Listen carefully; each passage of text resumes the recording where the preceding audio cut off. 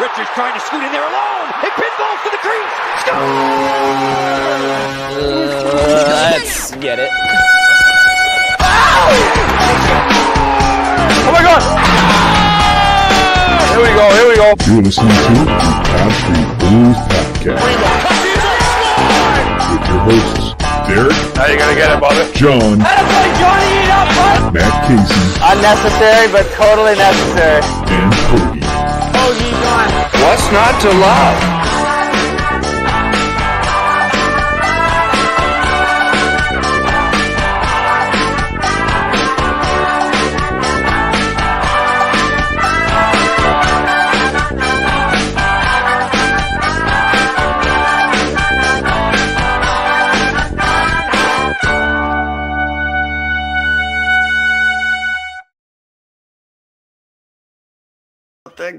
What is going on, everybody? Welcome to another episode of the Street Bullies. I am John. I completely forgot to put us into the stream. We're currently rocking without Derek. We don't know if he's going to be here. He's on the phone with Comcast right now trying to upgrade his dial-up. But for right now, it's just me and the Matts. We'll start up with my buddy Matt Casey. What's going on, brother? I'm doing great. I'm cheery. I'm happy. I'm ready to go. And Hoagie, how are you, my little sick friend? I'm a lot better now. Our little strip there was going. You heard the "What's not to love." I'm definitely not loving the Flyers right now. No, there's not really much to love. And before we dive into 11 games of doom and gloom, I want to start on the big night topic, right? Keith Yandle has tied the Iron Man streak with however many games he's played, 960 something or whatever it is. And I think I have just a really important question, and I'm going to start with you, Hoagie. Do you care? Absolutely not. No. Absolutely not. I'm so tired of it. I'm kind of the same way. Right. Casey, what about you, buddy? No, I don't care. In some ways, I'm like, okay, it's actually really impressive. And if he could have just given 20 of those games to Ryan Ellis and let him play this year, I would have been happy. But, it's a feat, I guess, seeing the amount of injuries that we've seen this year. It's like, kudos to you for playing. But, man, don't you rather play well? I kind of had this thought in my head, and that's always a dangerous thing when I have thoughts in my head. But I'm curious what you guys think. We are applauding this guy for how many ever straight games he's been playing, right? And I think that's fantastic. He's been able to stay healthy, all of that. But with the Flyers in particular, right? You're looking at a guy who should have been benched, what do you say, game 15, 20 into the season? 15 to 20, yep. But we kept him in there because of his Iron Man streak. Now, for me personally, that kind of takes away from the accomplishment. Because it's like keeping somebody in there that doesn't necessarily deserve to be in there just for the sake of him reaching this. And Casey, what do you think about that? I've definitely everybody's had that thought. You're like, does he really deserve to be in this lineup? And I think, 2 weeks ago, you could probably have said, oh, do we have a better option? But now that we have York actually playing to an NHL level, or at least to a Flyers team level, I think it's tough to legitimize keeping Yandle in there. I'd much rather see a York and Sealer, fine, whatever. We have more. I can accept the rookie mistakes from York because he's a rookie, not the rookie mistakes from Yandle, who's breaking the record for most games played and should know better. But Sealer's busy playing win right now. Right. If Frost doesn't step it up, I'm afraid Clendenning might come up and play center and bench him. Hey, Hoagie, what about you, man? I mean, does it take away from it the fact that he really shouldn't be in the lineup? I mean, regardless if we sit him after he breaks this lineup, it'll be broken by Phil Kessel right after him. Because who knows if Yandle has another season in him? I mean, we have him for a 1-year deal. He's definitely not coming back to the Flyers. So, no. Who knows what happens after this year? I mean, right. I definitely see Kessel taking it because Kessel's got some gas in the tank still. Well, I mean, my biggest worry is that we want to keep Yandle in the lineup so he can kind of keep it going. Be like, I'm not going to let Phil Kessel beat me. No, I mean, at this point, you have a player who's he play for now? The Coyotes. Yeah. You have a player for the Coyotes and a player for the ever sinking. You know, we have like cement blocks on our feet, like a mafia hit. Like we're just sinking to the bottom of the NHL standings and doing it in just horrific fashion. Like, who cares if it's right? I'm more impressed. I didn't even realize this. Somebody, I guess, on Flyers Daily today, they were like, "Oh, March 13th or March 17th is Claude Giroux's 1,000th game," and that's all with the Flyers. I'm like, I'm much more. Hey, like that's pretty amazing, man, to do that with one team. Like Yandel, like good for you, but he hasn't been part of the Flyers nation, and so I don't really care. Derek Bob just commented. Apparently his internet's somewhat working, just not enough to get on the show. But he said, "What do Keith Yandel and my laptop have in common? They're both slow and have a lot of miles on their tires." Yeah, maybe they both get benched by the weekend. Yeah, I mean, listen, I think we can move on from this Yandel thing, but it would be a lot better if he wasn't on this god-awful team and playing a major role into why they stink, right? Yeah. I mean, if he still looked like a player that deserved to be out there, whole different conversation. But this is someone who probably should have retired and wanted to keep it going for the Iron Man. He's going to get it, and then hopefully gets sent to the AHL or retires. Do you guys think they're gonna? I mean, you know, he breaks it tomorrow night. So come Thursday or come this weekend, do you think he's out of the lineup? I don't think he is. No. I mean, for who right now? Like, we're playing the I don't AHL know. roster right now. Right. This team is so beat up. Like what is it? The top 6 in tonight's game against the Islanders was like the bottom 6 in our opening night lineup. Pretty much. Crazy. It's wild. It's wild. But anyway, whatever. Congrats, Keith Yandel. Good job. Moving on to the team. 11-game losing streak. We have lost 11 straight games. We've also lost 10 straight games earlier on this season. And it just hit me, gentlemen. We're at the halfway point of this season. Game 42 right now. Like, the fact that we are only in 42 games this year, it's like, I don't know how much longer I can go with this. And I really don't know where to take this conversation in a way where it's something we just have, where it's something new. But Casey, are you seeing anything different from this team in this brand new losing streak? I will say that with the exception of the Buffalo game, I feel like a lot of the games have been like, okay, we might have actually deserved a better fate. We didn't get it, obviously, and there's no points for second place, as Top Gun has taught us.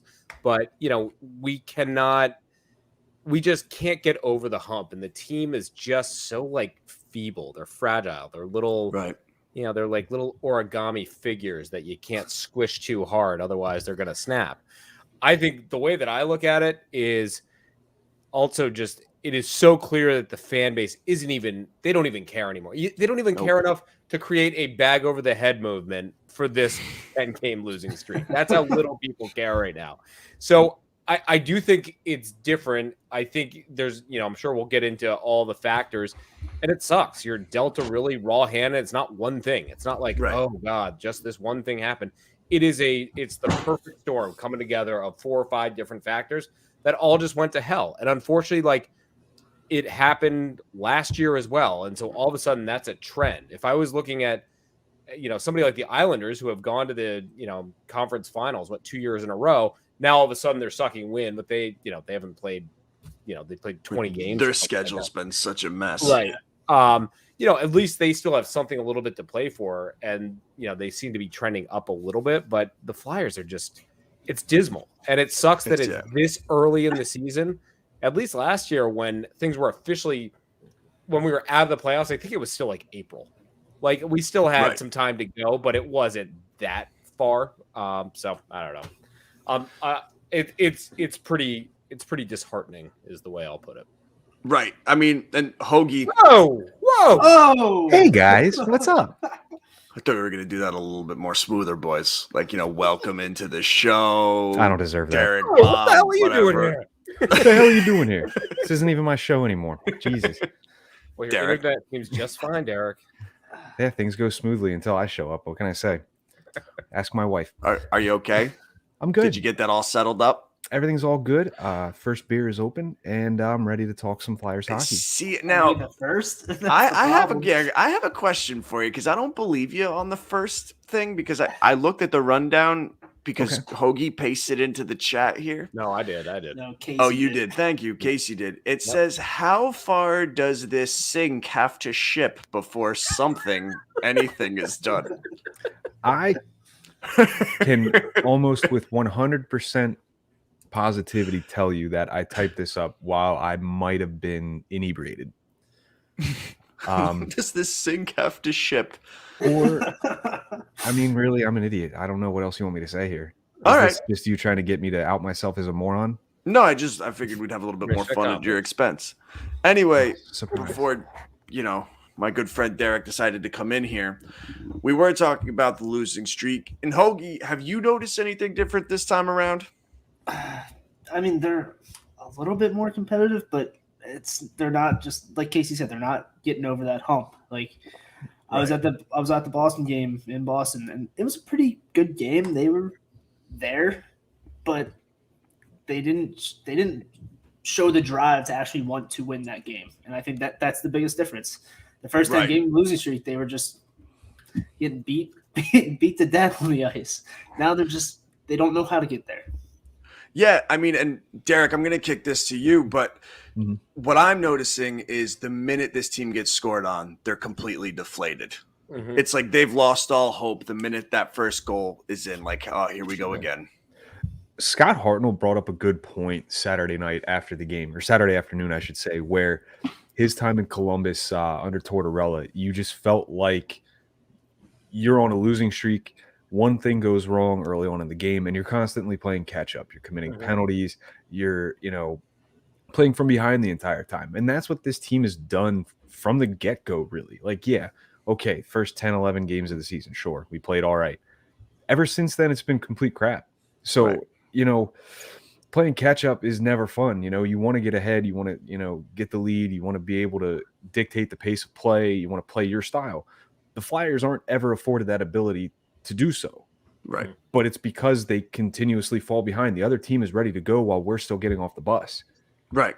I mean, one of the things that interests me, and I had mentioned to you guys to take a look at Cam Atkinson's comments from a few nights ago, because I don't have it word for word, but when he was asked about how this team is performing, and, he kind of just went off and was like, this is on the players. This has nothing to do with coaching. This has nothing to do with the general manager. This has to do with us being ready to play and going out there and wanting to win.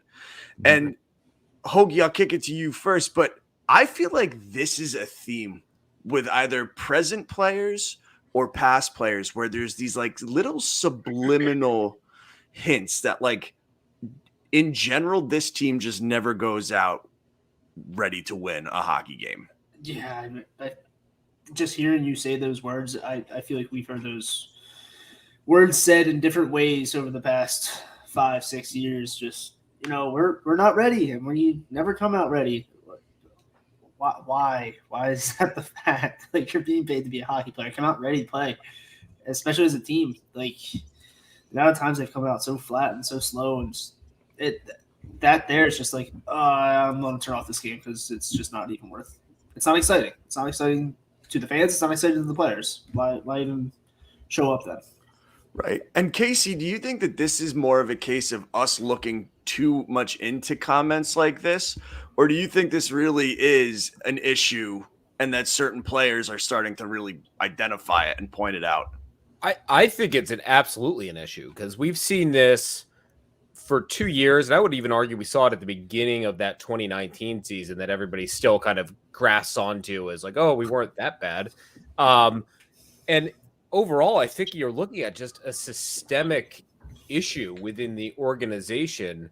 And look, I'm not here to bash Claude Giroux. I'm not here to bash, his play or anything like that. But like, I do think it comes from the veteran players and the players who are there to set the culture. And look, he's part of that. There's no doubt about it. And the whole like appeal of a lot of these guys that Chuck brought in during the offseason was, hey, look how many guys we have that wore a letter on their chest. Well, guess what? We have 2 10-game losing streak, a 10+ game losing streaks now.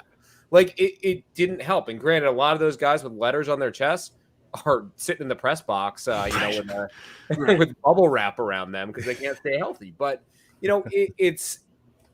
overall, it's clear it is an organizational issue that needs to be. You basically need to have a heart transplant for the team. And again, last year in the offseason, I think we saw a lot of amputations. I'm going to keep with the medical terms, amputations, but you need to actually tear the heart out of this team and find a way to replace it. And I do think that that's going to be a Claude Giroux and or others getting moved at the deadline.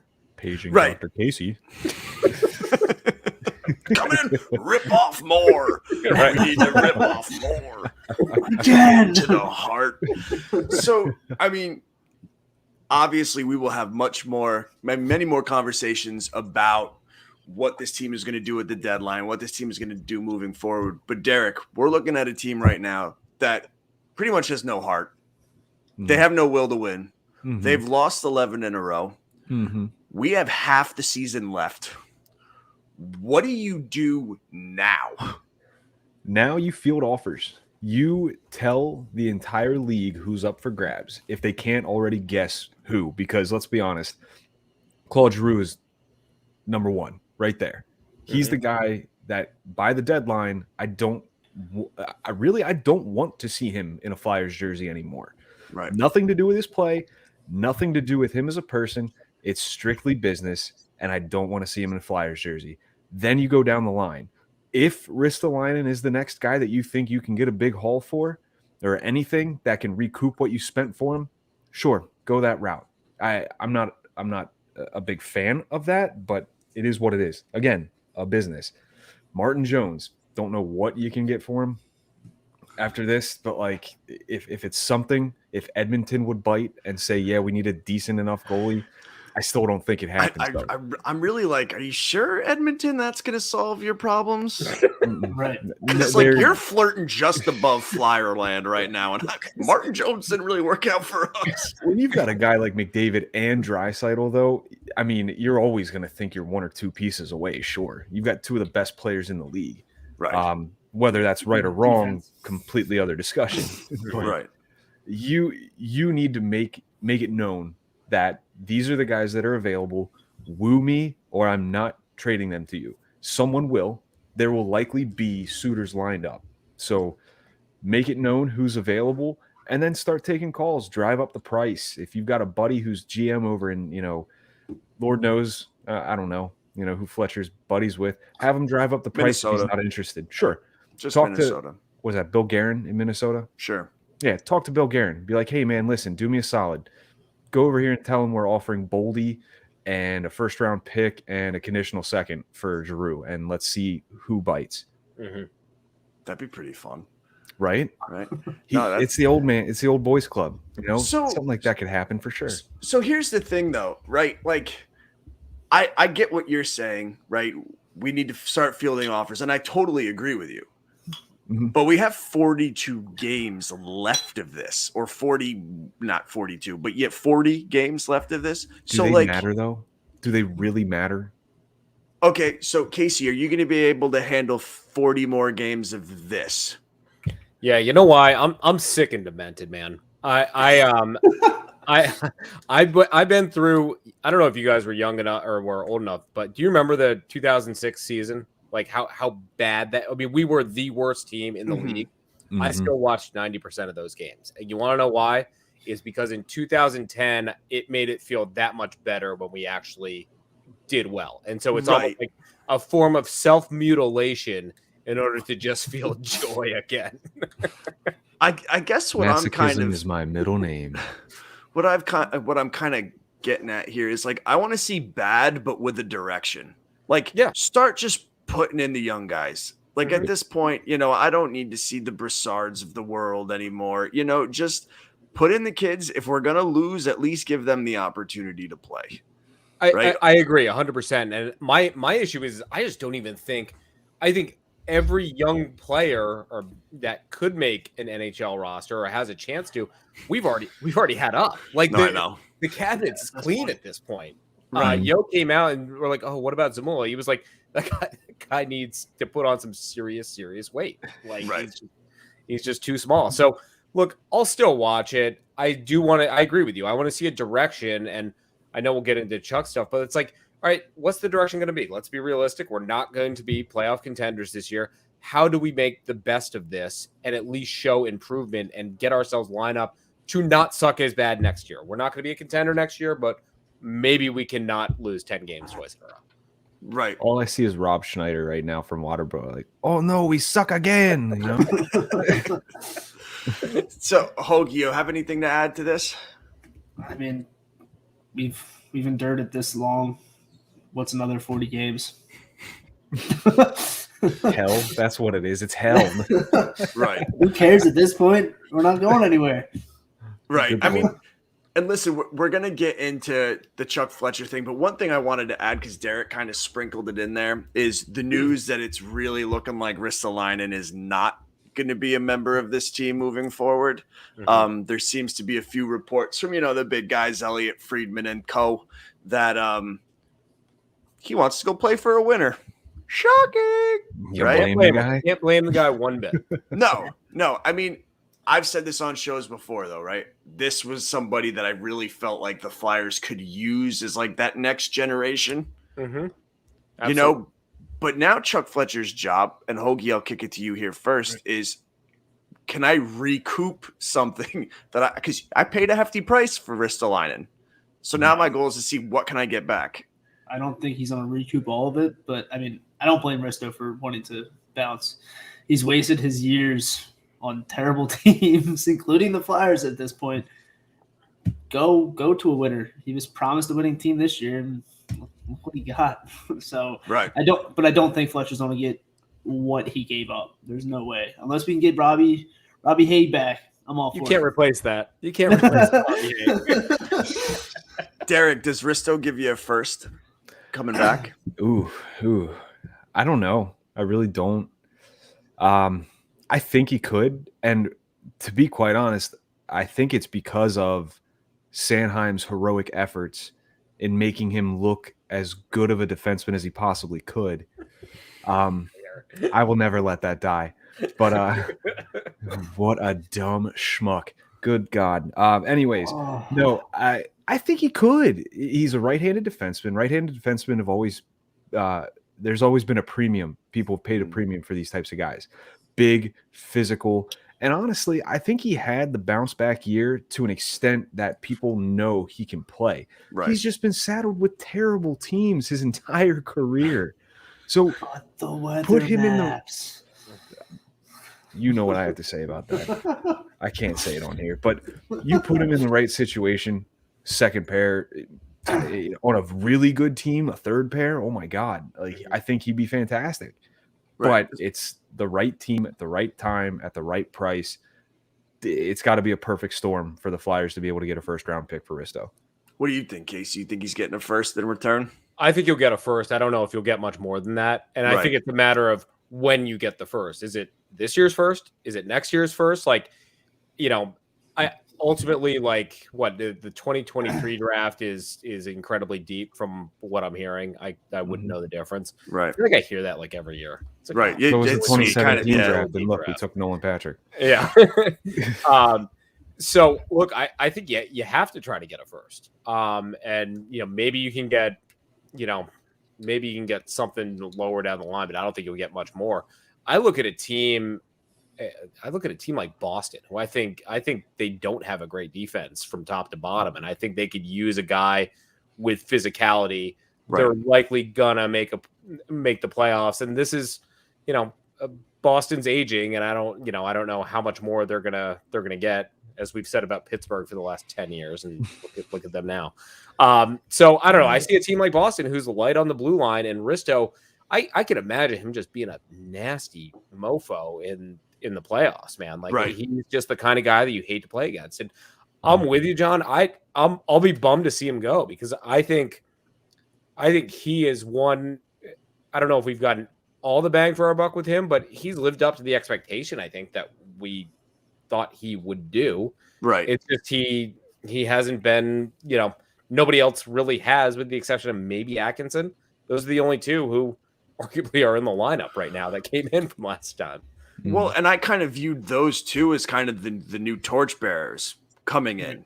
You know what I mean? Like, not necessarily the future of the franchise, right? I'd like them to be a little bit younger to have that title, but like hey, we're shifting it and you're going to follow these two.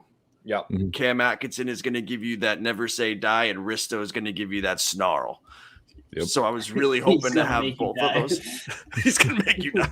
Risto bomb. And what they're going to do is they're going to do the fake puppet show where Cam's going to sit on Risto's knee. That's how they're going to do team speeches. Hello, Cammy. Hi, Risto. Are you having a wonderful day, Cammy?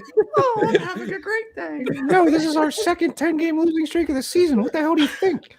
Speaking of people who might want to bring out the puppets the next time he talks to people, Chuck Fletcher is addressing the media on Wednesday. Yes. We can only hope that he's bringing out his inner ventriloquist to make it a little bit.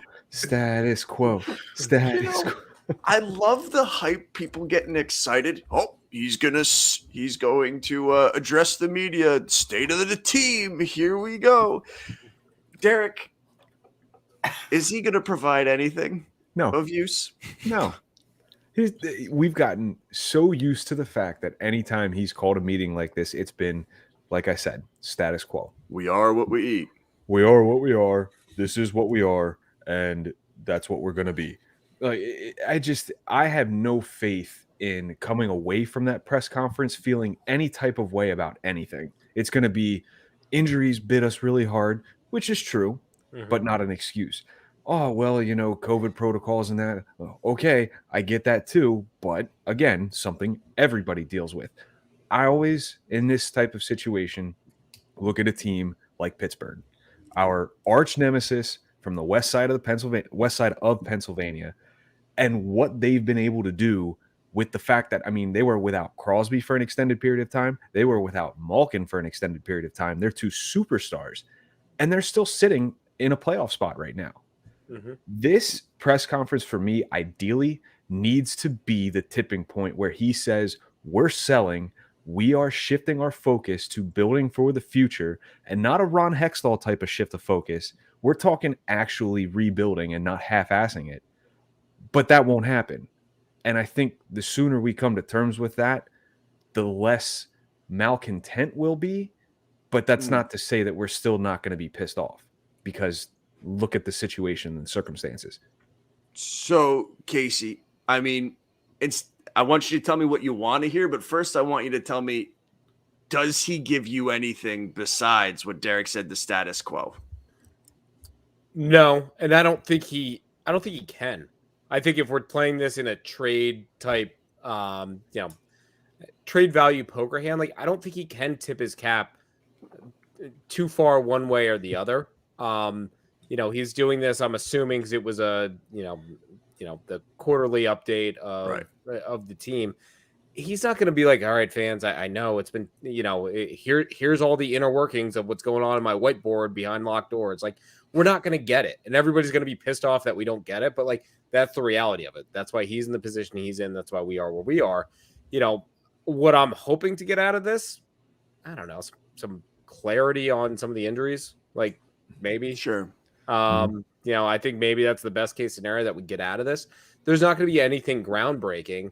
But I don't know. I also just don't. These press conferences never meant anything. And if there's a major change that happens, i.e. a coach gets fired, that happens at 7 a.m. totally unprepared. So and that's not happening again. No, nor should it. No. Yo's not our guy, but at the same time, he was given a crap sandwich. And talk about worst jobs in the world now, huh? Do we have a crap sandwich counter for how many times Casey's mentioned that in the past couple weeks? It seems to be the theme of this season, though. It says a big crap sandwich. What a crap sandwich. Yeah, it's a crap hoagie. It's a crap hoagie. All right, got one crap of those. hoagie. How about you, my friend? I can't wait to hear we are what we are in the first 10 games of the season. But what I wish to hear, and we're gonna hear it, what's going on with these injuries? Are they going to come back for the season? And if they're not, what are we going to do to progress towards the end? I'm hoping it's a full-on sell mode, and we just get through it. Right. You know, and I think the thing is like, I agree with you, Casey. You only get so much out of these, press conferences. But I do think about the New York Rangers and that letter to the fans that kind of like set this precedent that it's like, we're going to announce a rebuild. And I do think that without doing that, because I really don't need a letter. I have to read enough throughout the day. I don't need to read a letter. But like, I do think he could go into it and just be like, listen, myself, management, ownership have evaluated the first half of this season and have realized that we do need to make a serious organizational shift. You know, and I think he can do that without getting into all the nitty-gritty details, just to give something. Just, you know, think about what he's really giving. Not a whole lot. All he's saying is we need to make change. Right. And I don't think there's no way he can go out there and be like, I think we're on the verge. I think we're almost there. Like, We're just He waiting says to that, see. I swear to God. But the can't- I would first lose 10 my mind. games, guys. The first 10 games. The first 10 games. If I I think hear you all- that, I'm going to go. I will. What we talked about, was it last week? I will personally throw Gritty from the top of the Wells Fargo Center. John and I were messing around after one of the pregame shows, and we were like, how good would it be if, like, symbolically they were just like, we're done with Gritty, and then they do a full-blown like Braveheart like murder scene of Gritty, like It might be what's rope best. him. They Was literally that just on released the a last game with him. episode? Yeah, I think we did that on the air, Casey. Yeah, we did talk about that last Yeah. week. Because you're talking You about s- like French War era. They released that tweet Right, today about those like, streets. check out your app stores for the Gritty game about whatever. And I'm like, dude, like this team is so far from what really matters. Like it doesn't seem like they care. And sure, it's social media. It's plugging two something. separate departments, man. You're right, but good God, like have your finger on the pulse. Like Right. that's what Know you're your supposed to audience. do. Exactly. Know So- your audience. What's So- it called? Is it an app? Yeah, I don't it's a even. web- It's like website. Hungry Gritty or something. It was Yeah. something stupid. But It's stupid. You just brought up a great point, John, about like departments. I was looking up the Penguins like hockey ops and like the Flyers front office. Mhm. The Penguins front office is like the ownership and then your hockey ops on the website in that order. Boom, boom. Yep. Flyers, it's like ownership, ticket sales, social media, this. The last part is It's a Comcast coaching and the general manager and stuff like that. Like there's a divide right there. Your hockey ops needs to be at the top of that page. Well, let's see what happens when Fenway takes complete control of the Penguins. I'm being serious though. But You know what I mean? Lemieux still has ownership to an extent, right? He still has. Oh, does he? I have no idea. I think they own him. Like it's like an umbrella, but Lemieux still has. Gotcha. His voice will be Partial heard own- for sure. Yeah, he still has partial ownership. Okay. But Well, like it's just a good point. Like there's a good divide right there of Right. those It's departments. priorities. I mean, like I'm sorry. Go ahead, Casey. I think you look back to John's original point about the Penguins and, you know, without their stars and stuff like that. But Derek, one of the things you didn't mention in like the things that, you know, excuses or reasons why is like a coaching, coaching staff. And I'm not saying AV was a bad coach, but a coaching staff that had buy-in from the players, which I think obviously we did not have. Right. Sure. And so I think, you know, who's Pittsburgh's coach? Sullivan? Mike Sullivan. Yeah. Like, good for him. Like he was dealt, you know, not the best hand either, and he's made the best of it and then some. And I think, you know, maybe it's kudos to him as a coach. Maybe they just have a deeper bench than people realize. But, you know, I think you put all those factors. You have the COVID, the injuries, the coaching, and then players literally just not being motivated. You combine that together, and I don't care who you bring in, they're not going to turn that around. When's the last time the Flyers have had a coach like that the players have wanted to buy in? And, you could say, well, the players need to buy in. Like, they're the players. Mm-hmm. But you've got to have that. You've got to have that connection, and you've got to have that relationship as a coach with your players and as a player with your coach. Like, there hasn't been that type of relationship where everybody is fully bought in my opinion, since Laviolette. And I would say Berube a little bit. Berube a little bit, sure, but I mean, they parted ways with him, and look what he did in St. Louis. Like, the fact remains, they didn't give Berube a long enough leash, in my opinion. Mm-hmm. I agree. Yeah. But, hey, it is what it is at this point. But here's the thing, too, and I think that this could really dovetail in a different conversation, but you look at guys like Sidney Crosby, Evgeny Malkin, Chris Letang, I hate all of them, but they want to win at all costs. Mm-hmm. They're going to know whoever's behind the bench. They're going to be like, all right, we all have the same goal in mind. You lead us in the right direction and we will follow. Balsma, who was their coach before Sullivan? Balsma. No, was it like Johnston or something like that? Mike Johnston? Yeah, I think you're right. Yeah, it was Balsma, then the Johnston, and then Sullivan. But they bought in all 3 times. Balsma, they won a cup with. I think, didn't they win a cup with Johnston or at least get close? No, Sullivan's been there for 6 years. Okay, so but Sullivan they won a cup with, I think 2. They bought in.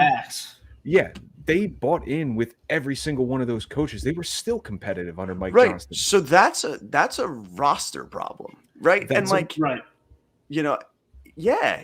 I think that we have not we, because we didn't do anything. We didn't have nothing to do with this, but sure, we have kind of created this status quo mentality where it was just like you just go out and you do your thing, and like that's kind of it. And as much as I love Claude Giroux, I never really saw that bring the whole team to the next level. Right. That guys like Crosby are able to do. So it's like what you were saying, Derek. What coach can you bring in to so the players buy in? You need players who are going to be willing to buy into a coach regardless of what they're going to bring to the table. But if those players are going to remain, you still need the right coach. Like, if the upper management is so stubborn in not wanting to get rid of player X, Y, and Z, then you need to find the right coach that's going to gel, whether that's the if right that process exists, or not. though. Well, if that exists. But whether that's the right process or not. Go ahead, Hoagie. I know me and Derek are starting to mom and dad but at that point, you got to look at the front office organization. Right. If not willing to get rid of a player for not gelling with the coach, or a coach not gelling with the player, you got to look at those faces. The GM, your hockey ops, your whoever, someone's got to go.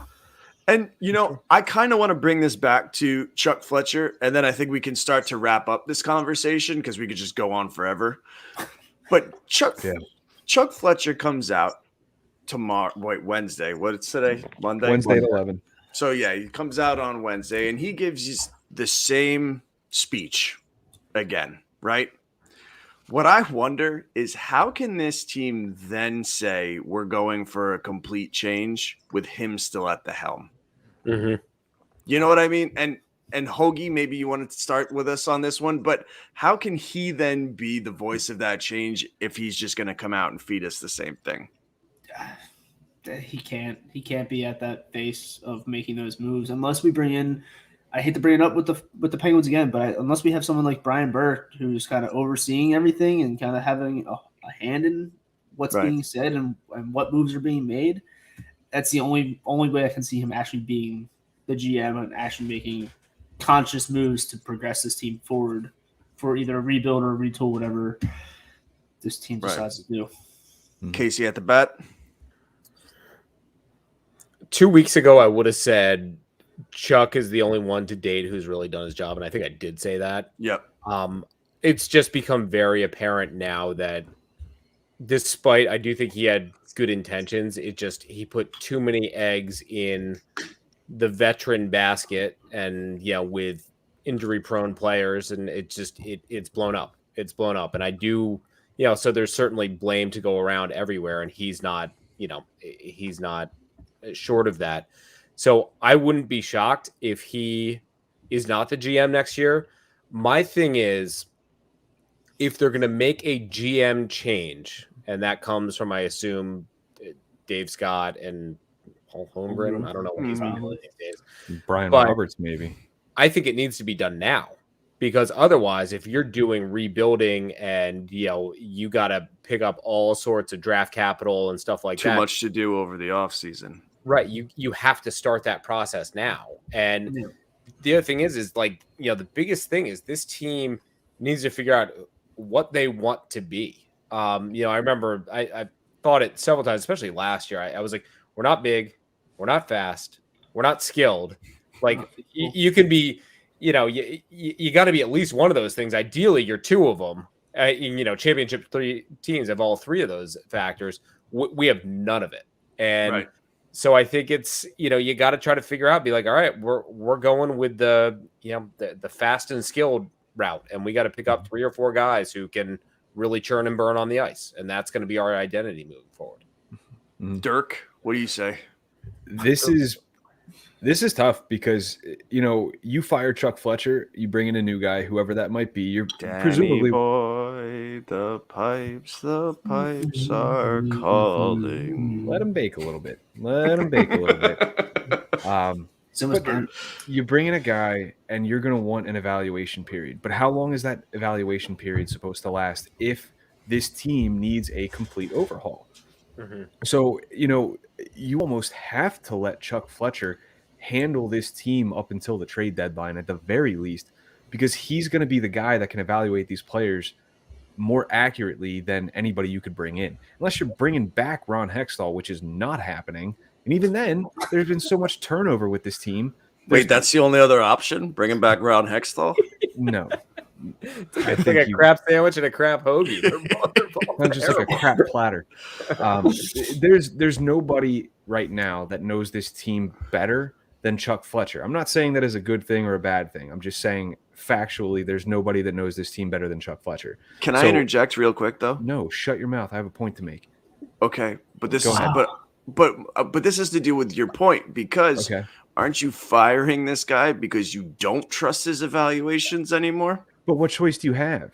I mean, you're rolling the dice, but you're rolling the dice. You're rolling the dice regardless. All we've been doing is rolling the dice. You fire Chuck Fletcher, and let's say Dave Scott takes over, a guy that knows dick about hockey. He's not going to take over. Holmgren's going to take over. Holmgren? Do you trust Holmgren? Do you see him getting very dramatic right now? No, I don't trust Holmgren. I don't get the chance to do this because I typically host, so I'm capitalizing on it. I just cracking up his laptop. I'm having computer problems everything from here on out. I just think it's a weird message to send where it's like, well, we're gonna fire, we're gonna let this guy do his thing because we trust him to get us through the trade deadline, and then we're gonna fire him. Like, to me, you either go all in on not trusting him and you fire him now, or you let this guy ride it out and give him at least one more year. Because he's got to make a coaching hire too. Yep. And that, we all know that a GM, like, you want your guy in there. Yep. And so that's why it's like, I think if they're going to let Chuck go, it's got to be in the next 2 weeks. Like, they have to. And didn't Chuck get brought in mid-season, or did I make that up? Yeah, that was mid-ish. Yeah, because he dealt Simmons. That was a great trade.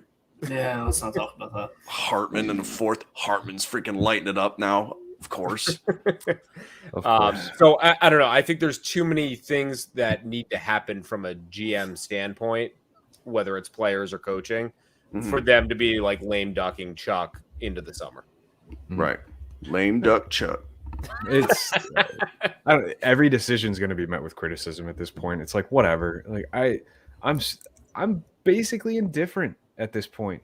I just don't care anymore. You just want the bleeding to stop. I just want to see how the draft plays out. I want to see what this team does when it comes to the trade deadline. The games that happen in between, I really don't give two you-know-whats about, because it's just going to be more pain and suffering. Across the mountainside. Just shoot me. All right. Anyway, does anybody have anything else to say about this? Yeah, stop singing. It's 1-1 right now. At the end of the second period, I bet the under. So let's keep that going, boys. All right. Over. This is it. All What was right. the over 3? 41 straight. There we go. 5.5. 5.5. I'm like, I'm betting the under every time the Flyers What? play. Oh my God, yeah. Unless they're playing Tampa Bay or Right. shit. Who's another Buffalo. great Buffalo. Oh, Jesus Christ. That's a whole tangent I could go off on, but Yeah, that's not. Nope. Hoagie, do you want to tell us your joke, buddy? I'd be more than Good glad setup. to. Hey, you want to tell us your joke? yeah, like the Flyers against the Sabres. Oh, you ready for it? Nope. How do you get Pikachu on a bus? I don't know. I can't tell you. Pokemon. Pokemon. Got John to laugh on that one. I Kudos. like it. You know what's funny? You want to get little nerd people mad? Call it Pokemon. They freak out.